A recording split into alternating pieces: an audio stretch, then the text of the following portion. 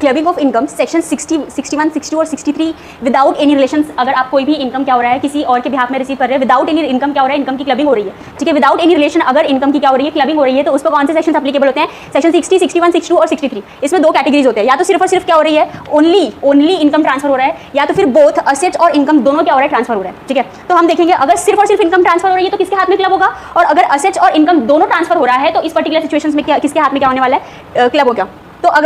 अगर सिर्फ और सिर्फ income is transferred without any transferring the assets, तो इस पर्टिकुलर सिचुएशंस में जो भी इनकम होने वाला है वो क्लब हो जाएगा किसके हाथ में, ट्रांसफरर के हाथ में। जो ट्रांसफर कर रहा है इनकम उसके हाथ में इनकम क्या होने वाला है, टैक्सेबल हो जाएगा। मतलब अगर सिर्फ और सिर्फ इनकम ट्रांसफर हो रहा है तो जो इनकम रिसीव हो रहा है वो किसके हाथ में टैक्सेबल हो जाएगा, ट्रांसफरर के हाथ में, जो क्या कर रहा है, इनकम ट्रांसफर कर रहा है। लेकिन अगर असेट्स और इनकम,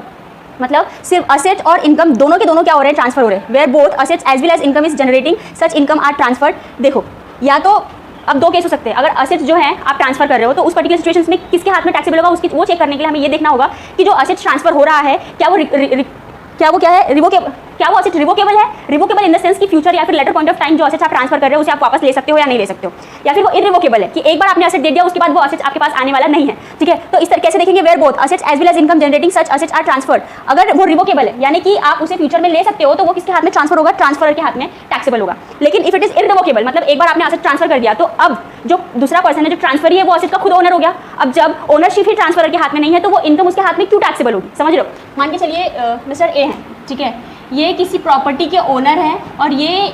बी हैं, ठीक है, इन्हें असेट्स भी ट्रांसफ़र किया जा रहा है और साथ साथ इनकम भी ट्रांसफ़र किया जा रहा है, ठीक है, असेट्स भी ट्रांसफ़र किया जा रहा है और साथ साथ इनकम भी ट्रांसफ़र किया जा रहा है। तो हम क्या देखेंगे कि जो असेट्स ट्रांसफ़र हुआ है, ये जो असेट ट्रांसफ़र हुआ है ये रिवोकेबल है या इरिवोकेबल है। इफ़ इट इज़ रिवोकेबल मतलब फ्यूचर में कुछ समय बाद आप वो असेट वापस ले सकते हो, मतलब क्या अभी भी मिस्टर ए इस असेट्स के ओनर है, मतलब अगर फ्यूचर में वो चाहे तो मिस्टर बी से क्या कर सकते हैं, वो असेट्स वापस ले सकते हैं, मतलब अभी भी उस असेट्स पे, इस असेट्स पे मिस्टर ए की ओनरशिप है। तो जो भी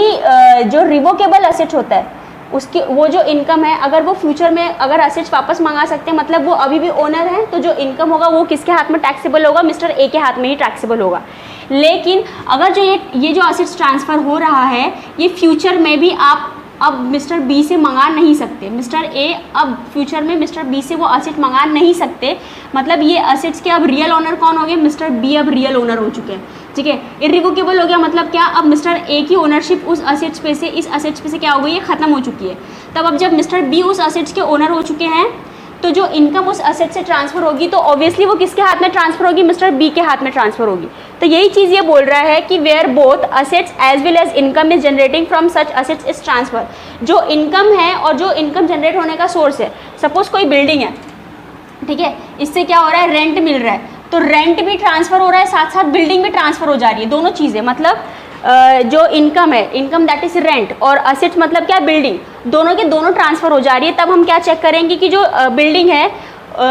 ठीक है, तब हम क्या चेक करेंगे कि इट इज़ जो भी ट्रांसफ़र हो रहा है वो बिल्डिंग फ्यूचर में वापस मिल सकती है, रिवोकेबल है क्या, जो मिस्टर ए है वो बिल्डिंग को फ्यूचर में ए से बी से मांग सकते हैं, अगर हाँ तो अभी भी मिस्टर ए का ओनरशिप है, ठीक है, मतलब रिवोकेबल मतलब क्या, अभी भी मिस्टर ए की ओनरशिप है उस पर, तो इनकम किसके हाथ में क्लब होगी, मिस्टर ए के हाथ में ही क्लब होगी। इफ़ इट इज़ इरिवोकेबल मतलब अब मिस्टर ए का उस बिल्डिंग पे कोई अथॉरिटी नहीं बचा हुआ है, अब एक्चुअल ओनर कौन हो गए, मिस्टर बी हो गए हैं। तो मिस्टर बी अगर एक्चुअल ओनर हो गए तो यहाँ पे क्लबिंग की प्रोविजन अप्लीकेबल नहीं होगी, और जो भी उस बिल्डिंग से इनकम होने वाली वो डायरेक्टली किसके हाथ में टैक्सेबल हो जाएगी, मिस्टर बी के हाथ में। क्यों, क्योंकि वो अब एक रियल ओनर हो चुके हैं और वो जो भी बिल्डिंग ट्रांसफ़र हुई है वो इरिवोकेबल है, मतलब फ्यूचर में अब मिस्टर ए उस बिल्डिंग को मंगा नहीं सकते, वापस नहीं ले सकते, ठीक है। तो यही बोलता है सेक्शन 60, 61, 62 और 63, जहाँ पे इन दोनों के बीच में, और दूसरी चीज़ ये है कि मिस्टर ए और मिस्टर बी के बीच में कोई भी रिलेशन नहीं है, ना ही ये इनकी वाइफ है, ना ही ये इनके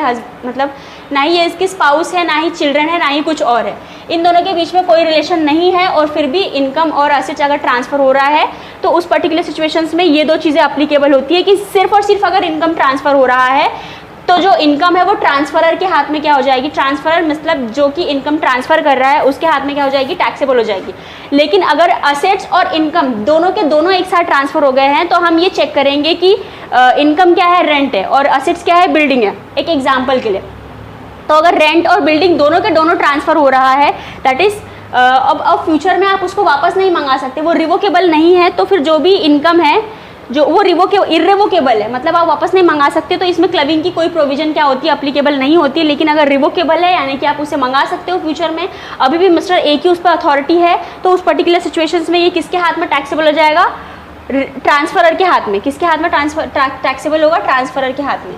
और अगर इर्रिवोकेबल है तो क्लबिंग का प्रोविजन ही अप्लीकेबल नहीं होता है, मतलब जो अब रियल ओनर बन चुका है वो क्या करेगा, अपने हाथों में टैक्सेबल करेगा, ट्रांसफरर के हाथ में ये इनकम टैक्सेबल होने वाली नहीं है।